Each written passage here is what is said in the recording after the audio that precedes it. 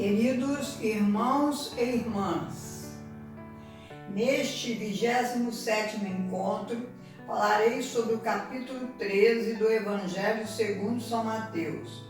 Em nome do Pai, do Filho e do Espírito Santo. Amém. O semeador. Explicação. Jesus é a semente, é a palavra. A terra é o mundo. Colheita é o julgamento. São os anjos que virão separar o joio do trigo. Se o reino de Deus já está no meio de nós, por que existem fracassos e conflitos?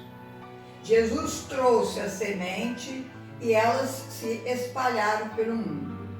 Assim como Jesus encontrou resistência no meio do seu próprio povo, do mesmo modo sofremos injustiças e muitas vezes procuramos sufocar em nós a semente que recebemos em nossos corações. Aceitar é compreender as contínuas dificuldades que sofre a implantação do reino do céu. É uma bem-aventurança. Nós temos obstáculos constantes para compreender a palavra de Deus, as estruturas políticas e econômicas. Fascinam o homem e produzem conflitos pessoais e sociais. Às vezes, a igreja parece desaparecer no meio dos homens. No segundo momento, ela exerce ação transformadora no seio da sociedade. Somente para aqueles que crêem é que compreende que o reino de Deus está escondido na história desde o início do mundo. Para entrar no reino de Deus é necessário decisão total. As parábolas revelam o segredo de Deus para aqueles que têm fé. Aí sim, nós podemos ver a ligação entre o Antigo e o Novo Testamento. Em Jesus, tudo se renova e toma novo sentido. A parábola do semeador indica que os frutos do Evangelho dependem das disposições pessoais de cada um.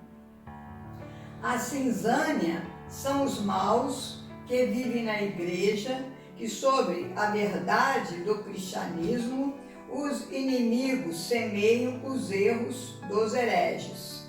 Portanto, não se devem cortar logo os maus, porque arrependidos ele pode ser útil.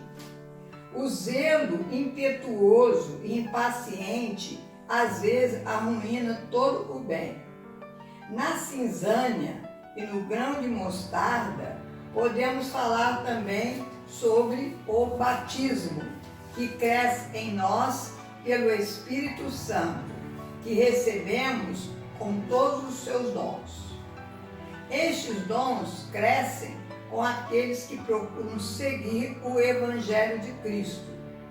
O homem tem o poder de resistir o Espírito Santo e Deus não pode perdoá-lo porque ele rejeita na sua obstinação o perdão e a misericórdia divina. A semente que cresceu é do grão de mostarda.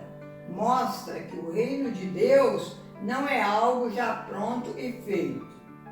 É um processo que exige a cooperação do homem com a graça.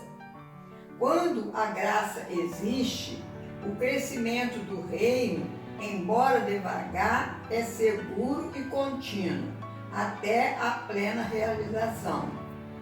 A parábola do semeador ensina que o cristão deve ter absoluta confiança em Cristo e no poder divino que nele age. O reino de Deus, a minha religião, cresce como a semente de mostarda. Agora, pequenina, há de se desenvolver e fermentar. O fermento embora em pouca quantidade, faz crescer a massa toda. Assim também, o reino dos céus, a minha religião, pode modificar a vida de cada um e a vida de toda a sociedade. Nota: semente de mostarda. Multidões imensas do mundo inteiro hão de participar dela. Jesus explica a parábola do semeador. A semente arrebatada pelas aves do céu são os que desprezam a palavra de Deus e continuam na sua cegueira. A semente semeada em pedregulho, a palavra de Deus entra no coração do homem, mas o sofrimento o faz esquecer depressa.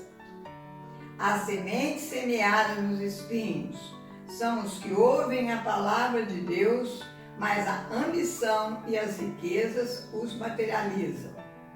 A semente que cai na terra boa é aquela que dá bons frutos. Parábola é a narração que, sob fatos comuns, esconde realidades superiores. Parábola quer dizer história. O semeador é Deus. A semente de Deus são talentos que se colocam no chão de nossas vidas, que vamos plantando, vamos colhendo até colher os frutos para oferecer ao nosso Supremo Criador. Talentos é a riqueza que Deus nos dá através da palavra. Exemplo: o semeador e as bem-aventuranças. O tesouro e a pérola figuram a doutrina do Evangelho, as mais preciosas riquezas que alguém descobre por acaso ou depois de muito procurar. Nos dois casos, tudo se sacrifica para consegui-los. Jesus ensina em Nazaré, mas por causa da falta de confiança deles, operou ali poucos milagres. Disse-lhes Jesus: é em sua pátria e em sua família que um profeta é menosprezado. No próximo encontro falarei sobre o capítulo 14 do Evangelho segundo São Mateus. Que Deus abençoe a todos, em nome do Pai, do Filho e do Espírito Santo.